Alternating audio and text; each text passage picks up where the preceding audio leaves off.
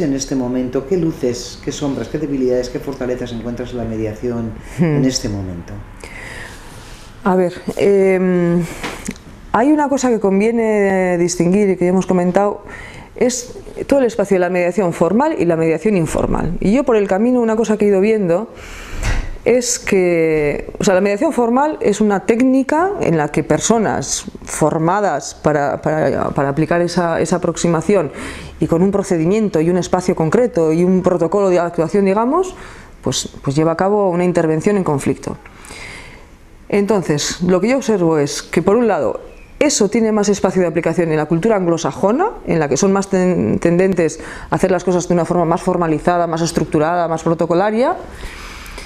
Y en ese sentido, creo que aquí tiene más espacio lo que llamamos la mediación informal, que es la intervención que hacemos todos en cada uno donde nos toca, cuando nos toca intervenir en conflictos. Y sobre todo hay lugares, en toda la sociedad, pero en el espacio educativo, en el que de forma casi natural te toca intervenir en conflicto. Si eres tutor, si eres jefe de estudios, si eres profesora o...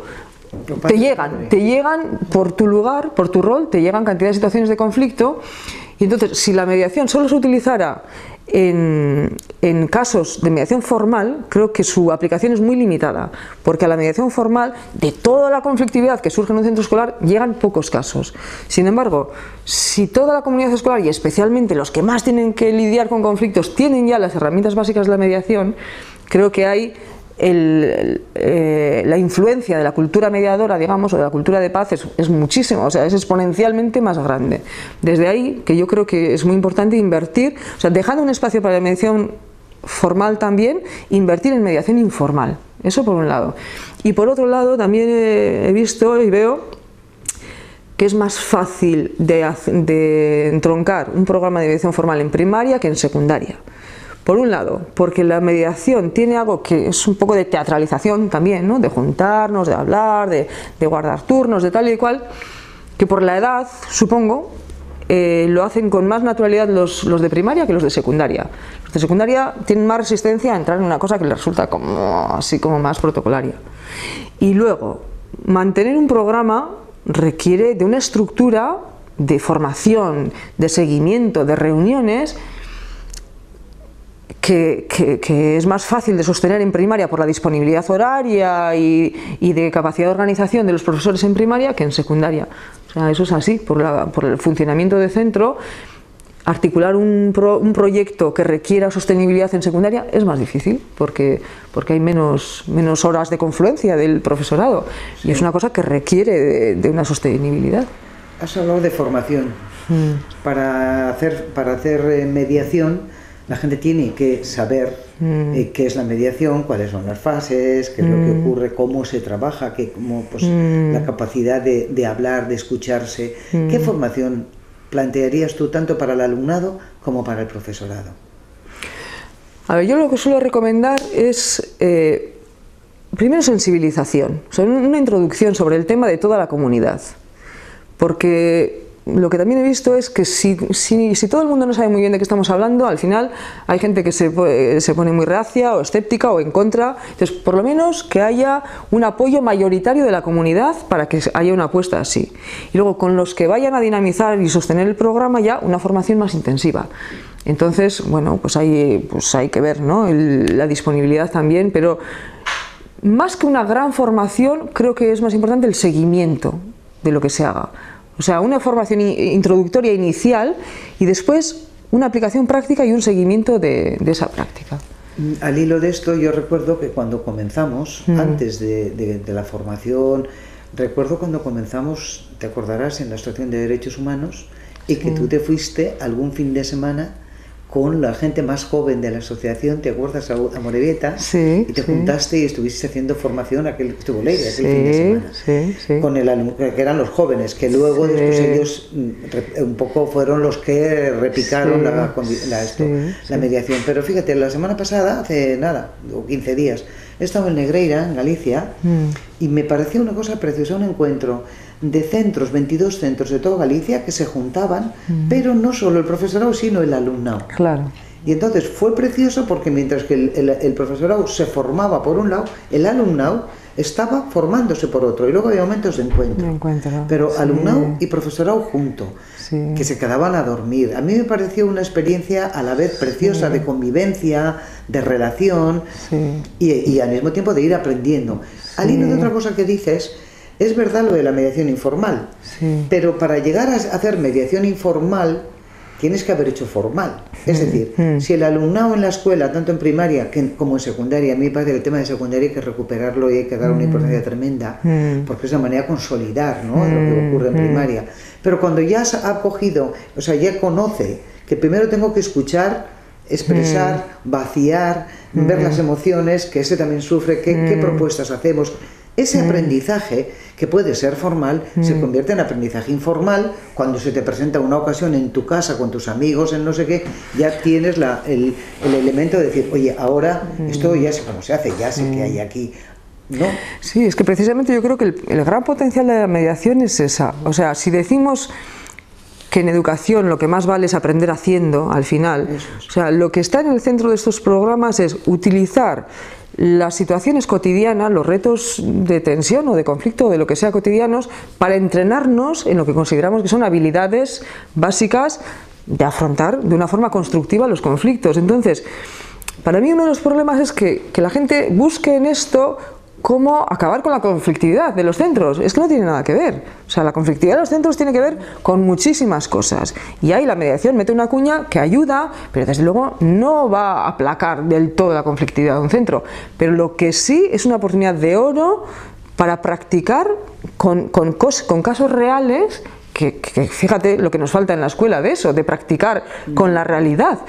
En todas las asignaturas, ¿no? Estamos como siempre nadando en la piscina, pero sin salir al mar. Bueno, pues la mediación y la transformación de conflictos es una forma de ir al mar, porque tienes situaciones reales en las que tienes que nadar y navegar y zozobrar y naufragar o lo que sea, pero con situaciones reales de la vida cotidiana. Y en ese sentido, para mí tiene un valor pedagógico enorme para los que participan como entrenamiento de gestionar situaciones reales.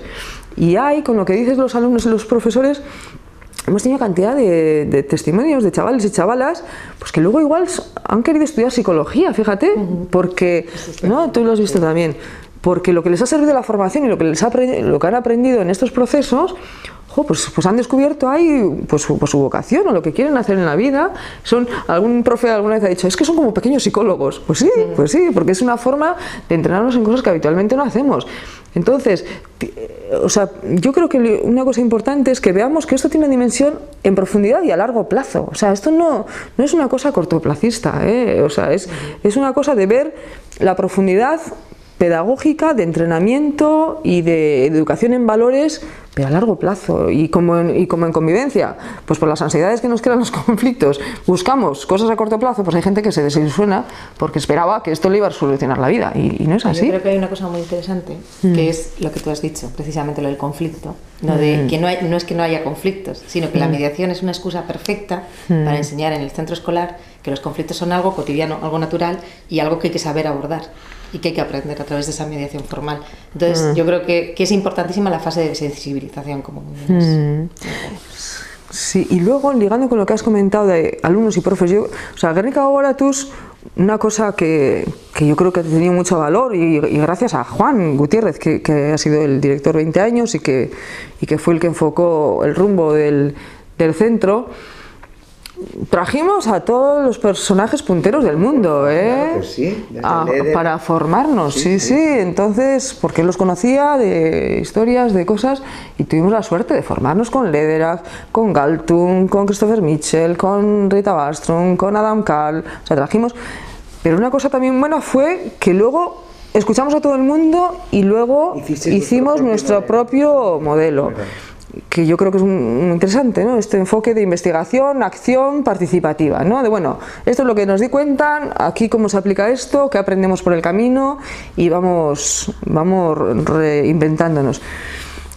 Y bueno, entonces Guernica Gogoratuz ha creado su propio modelo, y una de las cosas características del modelo de Guernica Gogoratuz ha sido la formación conjunta de profesorado y alumnado.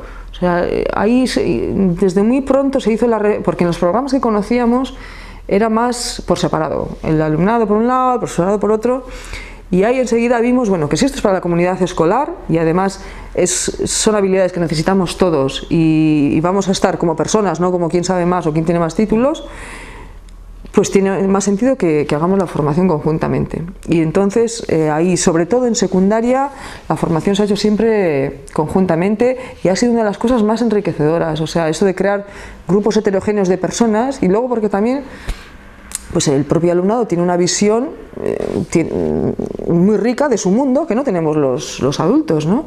Y al revés, o sea, cada uno aporta su ángulo, su experiencia, y eso es una de las cosas más interesantes, lo de juntar adultos y jóvenes en la formación y en el intercambio y en la gestión del centro, ¿no?